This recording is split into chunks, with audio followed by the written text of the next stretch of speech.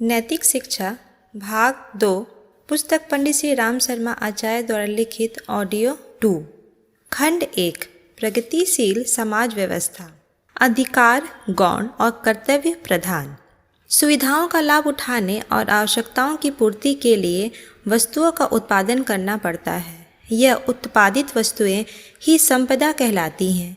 सिक्का तो इस उत्पादन शक्ति का प्रतिनिधि मात्र है जिसे वस्तुओं के स्थानांतरण की सुविधा के लिए चलाया गया है। संपदा उत्पादन के 3 पक्ष हैं। 1 पूंजी, 2 अनुभव, 3 श्रम। इन तीनों को भले ही एक व्यक्ति जुटाए पर काम इनकी सम्मिलित शक्ति से ही चलेगा। जीवन यापन की आवश्यकता को पूर्ण करने के लिए अन्न से लेकर यंत्रों तक और शिल्पियों से लेकर व्यवस्थापकों तक विभिन्न स्तर के जड़ चेतन साधन जुटाने पड़ते हैं। यही संपदा उत्पादन का तंत्र हमारी भौतिक आवश्यकताओं को पूरा करने और सुविधाएं जुटाने में समर्थ होता है। इन दिनों उत्पादन क्षेत्र में 2 प्रधान पक्ष हैं। 1 मालिक, 2 मजदूर। दोनों के उचित सहयोग से संपदा ठीक तरह उपजती है। जिनके पास पूंजी एवं अनुभव नहीं है वे मजदूर अकेले कुछ बड़ा काम नहीं कर सकते। सहयोग के बिना दोनों की क्षमता व्यर्थ है। सरकारी व्यवस्था तंत्र भी छोटे कर्मचारियों से लेकर बड़े अफसरों तक श्रमिकों की श्रृंखला में ही आते हैं। सरकार वेतन का तथा कर्म पद्धति का निर्धारण करती है। कर्मचारी श्रम करते हैं। दोनों का सहयोग, दोनों के सद्भावनाओं का तारतम्य घनिष्ठतम ही कहना पड़ेगा। दुर्भाग्यवश इन दिनों मालिक और श्रमिक वर्ग में दिन दिन खाई चौड़ी होती जा रही है और सहयोग के सूत्र शिथिल हो रहे हैं। उसका परिणाम उत्पादन की कमी के रूप में सामने आ रहा है और महंगाई बढ़ रही है। इसका दुष्परिणाम सभी को भुगतना पड़ रहा है और देश का अर्थतंत्र लड़खड़ाने लगा है। इस अवांछनीय स्थिति को रोका और संभाला जाना ही चाहिए। मालिकों को यह मानकर चलना चाहिए कि उनकी पूंजी और अनुभव का जितना श्रेय है उससे ज़्यादा मजदूर के परिश्रम का है। श्रम के बिना उसकी पूंजी और ज्ञान अपंग है, इसलिए उत्पादन में से उचित अंश को श्रमजीवी को भी दिया जाए। यह न्यायकूलन है, इसलिए दिया जाए और इसलिए भी दिया जाए कि आवश्यक सुविधाएं मिलने पर ही श्रमिक अपनी शारीरिक और मानसिक क्षमता ठीक रख सकता है और उसी आधार पर अपना कर्तव्य ठीक तरह निभा सकता है। इसलिए उचित यही है कि लाभ का जितना अधिक अंश श्रमिक को दिया जा सकता है उतना उन्हें वेतन, बोनस अथवा अन्य सुविधाओं के रूप में दिया जाए और उनके सम्मान का उचित ध्यान रखा जाए। दूसरी ओर श्रमिकों को भी पूर्ण सहयोग की भावना लेकर चलना चाहिए और ध्यान रखना चाहिए कि उत्पादन बढ़ाकर वे समाज की महत्वपूर्ण सेवा कर रहे हैं। अपने इस कर्तव्य में किसी प्रकार की कमी लाकर देश को दुर्लभ ना बनने दे। उन्हें यह भी अनुभव करना चाहिए कि मालिक और मजदूर दोनों एक दूसरे के पूरक हैं। परस्पर सहयोग के बिना दोनों की ही गाड़ी रुक जाएगी और इस अवरोध का दुष्परिणाम सारे समाज को भोगना पड़ेगा। आज़ाद हिंद सेना का एक साधारण जवान मर गया। आवश्यक काम बीच में रोककर सुभाष चंद्र बोस अंत्येष्टि के लिए चलने लगे तो जनरलों ने कहा, मामूली बात है, आप क्या करेंगे चलकर? सुभाष बोले, जिस दिन अधिकारी अपना महत्व अधिक समझने लगेंगे उस दिन छोटे ना ठीक से अनुशासन में चलेंगे ना बड़ों को आदर देंगे।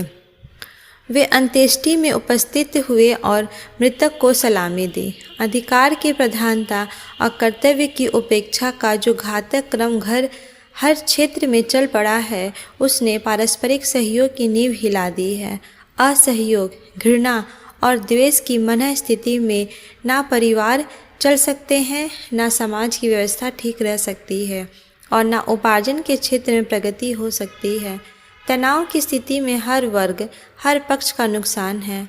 मनोमालिन्य और असंतोष के कोई कारण हो तो उन पर शांतचित्त से विचार विनिमय किया जाना चाहिए और उलझनों का एक दूसरे की स्थिति को समझते हुए न्यायकूलन ढंग से समाधान खोज लेना चाहिए। बुद्धिमत्ता इसी में है। अवरोध और तनाव पैदा करने में कोई भी घृणा प्रचारक या भ्रम फैलाने वाला आसानी से सफल हो सकता है। बुद्धिमत्ता सहयोग के अभिवर्धन में है। सस्ती नेतागिरी लूटने और अपना उल्लू सीधा करने वाले लोगों से सावधान रहना चाहिए। उनकी करतूतें हर पक्ष को केवल हानि ही पहुंचा सकती है। हर पक्ष को कर्तव्य को प्रधान मानकर चलना चाहिए। मनुष्यता और देशभक्ति इसी प्रकार के आचरण पर अवलंबित है। पग पग पर अधिकार को आगे रखने और कर्तव्य को भुला देने के केवल विद्वेष ही बढ़ेगा और एक दूसरे को दुष्ट अनुभव करने लगेंगे। घृणा से घृणा बढ़ेगी और असहयोग से असहयोग। श्रमिक और मालिकों के बीच में इस प्रकार के असंतोष का बढ़ना उस तंत्र को दुर्बल करेगा जिसके वे दोनों अंग हैं। यह दुर्बलता अंततः सारे समाज के लिए कष्टकारक और दुखदायी सिद्ध होगी। इसलिए सहयोग के आधार अधिक से अधिक घनिष्ठ संबंध बनाए जाने चाहिए और मतभेद तुरंत हल न होते हो तो क्रमशः सुधारने के लिए धैर्यपूर्वक प्रयत्न करना चाहिए।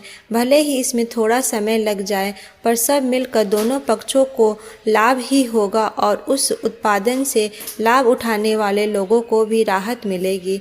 इसलिए दूरदर्शिता तनाव पैदा करने में नहीं, एक दूसरे की कठिनाई को समझने और उचित समाधान ढूंढने में ही केंद्रित करनी चाहिए।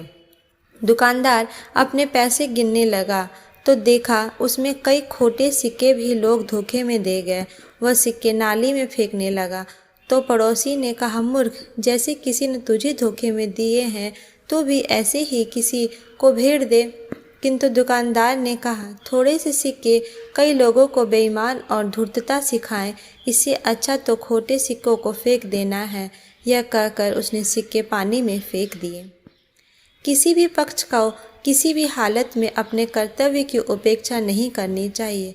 मतभेद हो सकते हैं और रह सकते हैं, पर उन्हें सुलझाने का यह तरीका नहीं कि उत्तरदायित्व से इनकार कर दिया जाए। जापान स्थित अमेरिकन फैक्ट्रियों में सप्ताह में 2 दिन की छुट्टी की घोषणा की गई तो जापानी श्रमिकों ने इसका विरोध किया। कहा कि हम काम का एक दिन घटाकर देश को उत्पादन के लाभ से वंचित नहीं कर सकते। द्वितीय महायुद्ध के बाद ध्वंस चेकोस्लोवाकिया के श्रमिकों ने 8 घंटे के स्थान पर 10 घंटे काम करने की हठ ठानी। यद्यपि मालिक इस पक्ष में न थे कि श्रमिक इतना अधिक काम करे, तो भी श्रमिकों के इस आग्रह की ही जीत हुई कि देश को जल्दी ही दुर्दशा से बाहर निकालने के लिए वे हर रोज़ 2 घंटे अधिक श्रम करेंगे। यही मनोवृत्ति हर क्षेत्र और वर्ग में रहनी चाहिए। वेतन लेना, काम ना करना, काम देने वाले को शोषक समझना और उसे हानि पहुंचाने की चेष्टा करना किसी भी दृष्टि से उचित नहीं कहा जा सकता।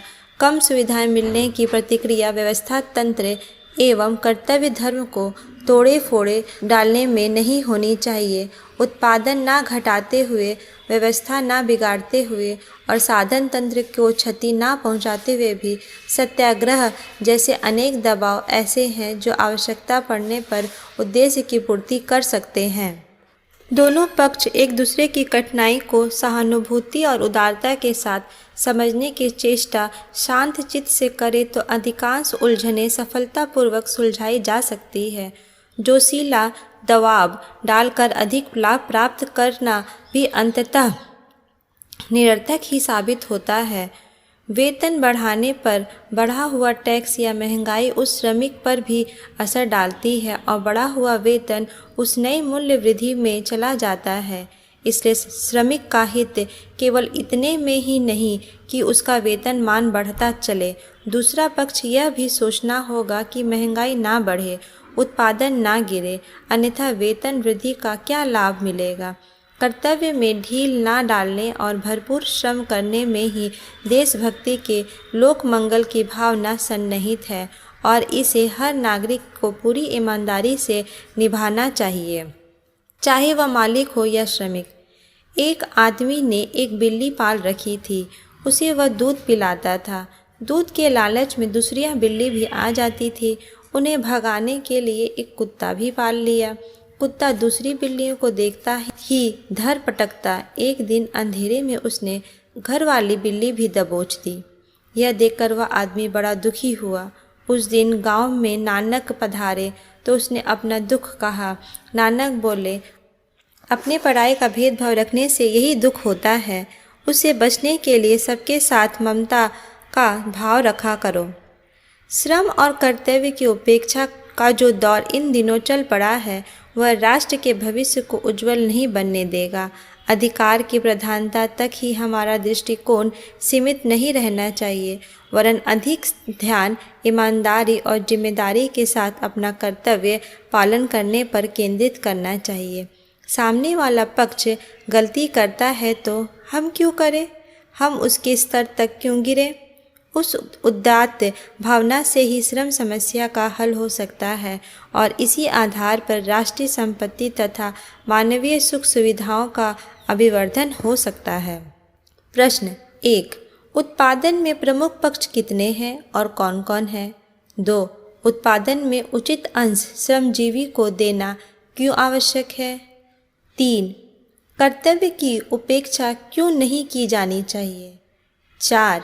मनुष्यता एवं देशभक्ति का सहज प्रमाण क्या है? 5. मतभेद सुलझाने का सही तरीका क्या है? 6. उदात्त भावना का क्या तात्पर्य है? 7. अधिकार से अधिक कर्तव्य का महत्व क्यों है? 8. जापान स्थित अमेरिकन फैक्ट्रियों के श्रमिकों ने काम के 2 घंटा कम करने का सुझाव क्यों नहीं माना? 9. श्रमिक एक स्वामी के संघर्ष पर प्रकाश डालते हुए समस्या का यथार्थ हल सुलझाएं।